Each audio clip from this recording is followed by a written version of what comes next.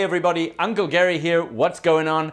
I am so excited to bring you this video because I have been getting so many questions about how to improve executive presence in meetings. So this video is how to improve your executive presence, the top 5 tips that you need to know.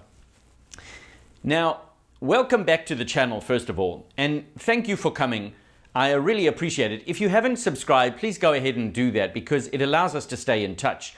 And today we're going to talk about a critical skill that every professional needs, improving your executive presence in meetings.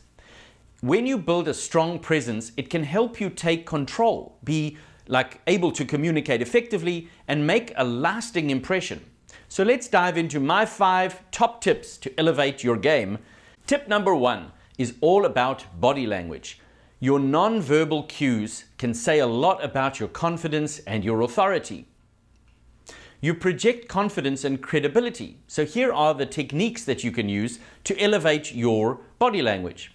When you're sitting at a table, sit up straight. Put your feet flat on the ground, even when you're sitting where people can't see your feet. Make appropriate eye contact with the speaker and others in the room. Actually look people in the eye. Avoid crossing your arms. Nobody likes to see you crossing your arms, sitting back in your chair and so on. You can seem defensive if you cross your arms. It sends that kind of signal, even if you don't mean to. Using hand gestures to emphasize important points, but be mindful not to overdo the hand gestures. Remember, you don't have to master every aspect of body language at once, but you want to start by focusing on 1 or 2 of these areas, and you'll soon start to see improvements in your overall presence. Okay. Tip number 2. This is to be well prepared. Know your stuff. So when you know your stuff, it will make you feel more confident and help you communicate more effectively. So to prepare for a meeting, here are some steps you can follow. Number 1, review the agenda and make sure you understand the purpose of the meeting. What's the intended outcome everybody wants from that meeting? Number 2, research any unfamiliar topics or terms. Don't go into the meeting thinking I'll learn or pick up something on the go. Actually do the pre-work necessary to cover off any unfamiliar items. Gather any necessary materials like any reports or data to underpin what you're going to say in the meeting. And prepare and practice any presentation or talking points. You can also consider any potential questions or concerns that may arise and have your responses ready for those if you think that they're coming. This level of preparation will make you feel more confident and allow you to contribute thoughtfully to the discussion. Now the third tip, number 3, is to practice active listening. Being an engaged listener shows that you value other people's opinions and you can help build relationships that way. To be an active listener is quite a specific skill. I'll give you an example. Number 1, give the speaker your full attention. Actually make eye contact with them. Make sure they get that you're listening to them. Avoid interrupting or finishing their sentences. No cutting them off or jumping to, oh yeah, I've got the point. Allow them to finish speaking. Nod or use verbal affirmations like, okay, I got it, I see, interesting point, that kind of thing to make sure that they know you're listening and actually taking in what they're saying. You can also take notes to demonstrate engagement and help you remember key points. This one's a little bit tricky because taking notes with a pen and paper, old school, is actually quite effective. Taking notes hiding behind a laptop screen makes people think you might be checking your email and sort of sends a signal that you're not really focused. So you want to be careful with that one. And number 5, the last point of this, is ask clarifying questions to show you're paying attention and to deepen your understanding. Truly try to understand what the person is talking about. Now remember, active listening is a skill. It takes practice, but it can make a significant difference in your presence during the meetings.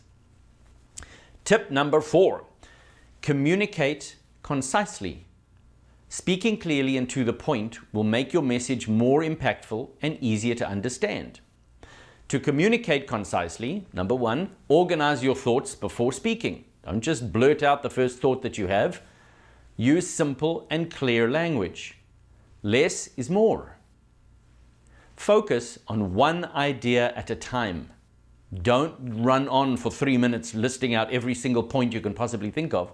Focus on one idea at a time. Avoid any unnecessary jargon or buzzwords, and keep your points brief and relevant to the topic. No non sequitur or things that are just not related to the topic at hand. Remember, less is often more when it comes to effective communication. People will be more likely to remember and understand your message if you keep it concise and straightforward. Tip number 5, be present and inclusive. Now, this tip is meant to mean be present and inclusive in meetings. So make an effort to include everyone in the conversation and create a positive collaborative atmosphere. To be more present and inclusive, acknowledge and greet everyone in the room. If people have already arrived and you come into the meeting, don't just go and sit down and wait for the meeting to start.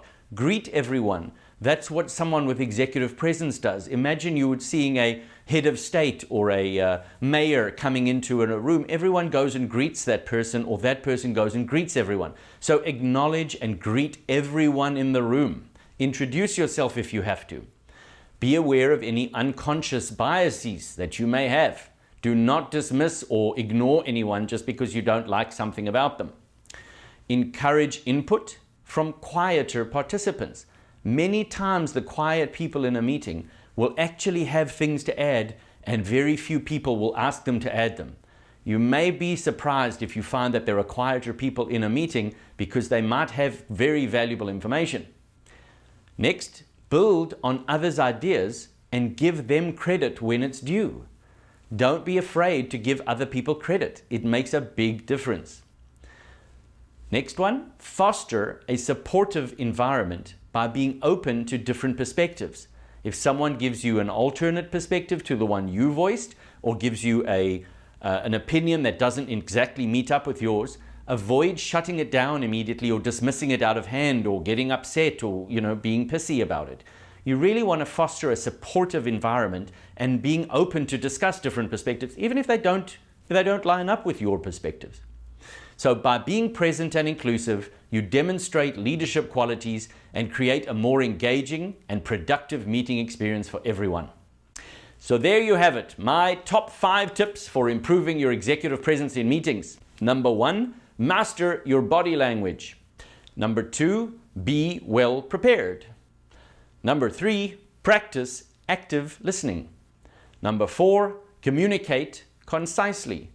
And number 5, be present and inclusive. If you consistently apply these tips, you'll notice a significant improvement in your confidence and overall presence during meetings. Now go out there and make an impact. Thank you for watching. Please go ahead, click the like and subscribe button. If this video was valuable for you, I also invite you to share it with someone. If you give people a chance to improve, they may surprise you and your executive presence will improve by elevating the game of people around you as well. Thank you for watching. I'm Uncle Gary and I'll see you on the next one.